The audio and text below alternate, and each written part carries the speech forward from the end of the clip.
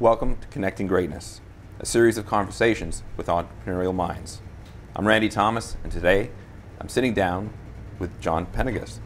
Did I say that right again? Did I pronounce that correct for you, John? Did that well. Yes, I did. Yes, I did. John is a business coach, and today we're going to talk a little bit about what he does, and more importantly, how he does it. So, John, welcome to Connecting Greatness. Thanks, Randy.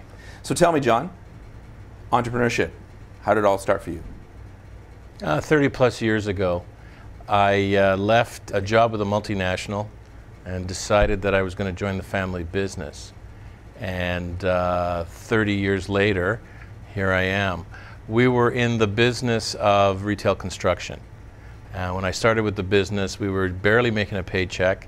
And when I left and sold my share of the business, we had created a $140 million organization. Do you work now because you want to or because you need to? Because I want to. Fantastic. So that's a great luxury, isn't it? Yes. Yes, it is. I think that there is a difference between a true entrepreneur and one who thinks he or she is an entrepreneur. The entrepreneur knows they have to do whatever it takes. And very rarely do we think about it. We just do it. Those that think they are entrepreneurs take a little bit of time deciding whether they should or they shouldn't. So I think it's inherent in those of us that have been business owners that we know what to do when we do it. And sometimes we're not right. You know, I tell people that entrepreneurs usually have to do things twice before they get it right the first time. That's interesting. So this must have been interesting for you, having worked in 3-generation families, business, to see what the key lessons were and how business has evolved. And what I'm going to ask you is, how do you think what is one of the key areas that business has evolved the most in, from the time when you started with your dad through to when you've been working with your son to now when you're coaching? So we don't have a couple hours, right? We don't have a few minutes to talk about this. Well, I'm enjoying the conversation. So there are, you know what? It's never going to change as far as I'm concerned. It's still about relationships and how you connect with the person you're talking to. Right. I feel for entrepreneurs and business people today. I feel for them because they have challenges that I never had to deal with. So what are those challenges? Yeah. You have the XY generations now working with the boomers. The millennials are right behind them. And if you think X and Y are challenging, try the millennials. I have one. One of my kids is a millennial. Entitled doesn't even begin to start to describe how they feel about life. They're very vocal in the fact that their boomer parents have destroyed this planet, and it's going to be up to them to fix it. We also have a situation where we have a melting pot in the city. So you have all these cultures coming together. So put different age groups, different cultures together.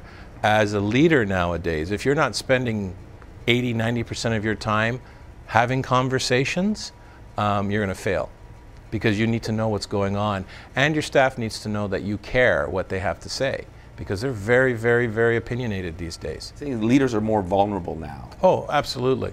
When my father ran a business, it was very autocratic and it was very dictatorial. You did as you were told. If you didn't, there's the door.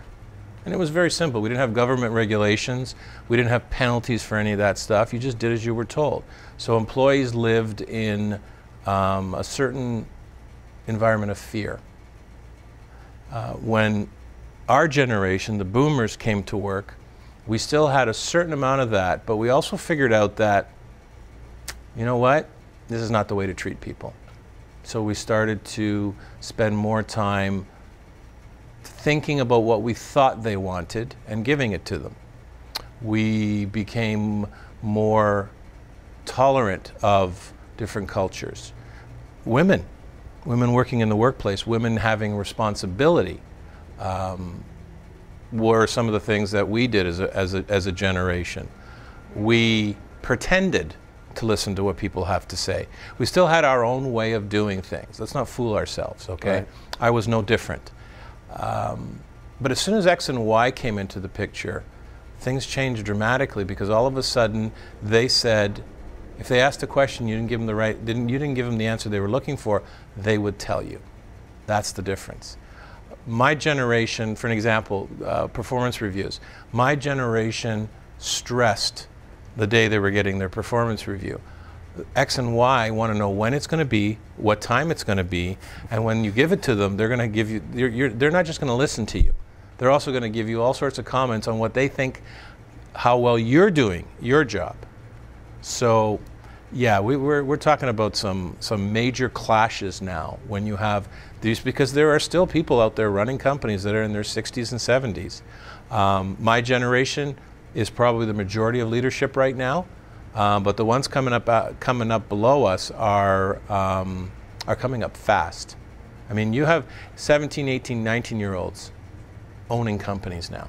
They're not delivering newspapers anymore. Okay, right. They're owning companies. So they are a lot more aggressive. If I rewind this a second, we preach, we always say to entrepreneurs, be fearless, be brave. And then you're talking about how the generations are different. And do we classify that as fearless, or is it a bit of a lack of respect? No, I think it's fearless. I don't think they are unrespectful, because they grew up with parents who were very respectful. I look at my kids, and the reason I think our generation calls it disrespectful is because they're not afraid to say why. If you say something to them and you expect them to do it, they're going to say, why do I have to do this? Now think about it. Is that really an unfair request? As a parent, probably, because you hear why 10,000 times a day. But in business, I don't know that it's unfair. You know what? If you want me to do something, explain to me why I need to do this. And doesn't that make sense? Really, what does it take? It takes an extra 2 or 3 seconds to explain it. And the end result is you have an employee that now clearly understands why they're doing what they're doing. Fantastic. What I would like to do, I'd like to take this segue, and we're going to take a quick break, but when we come back, I would like to talk to you about coaching.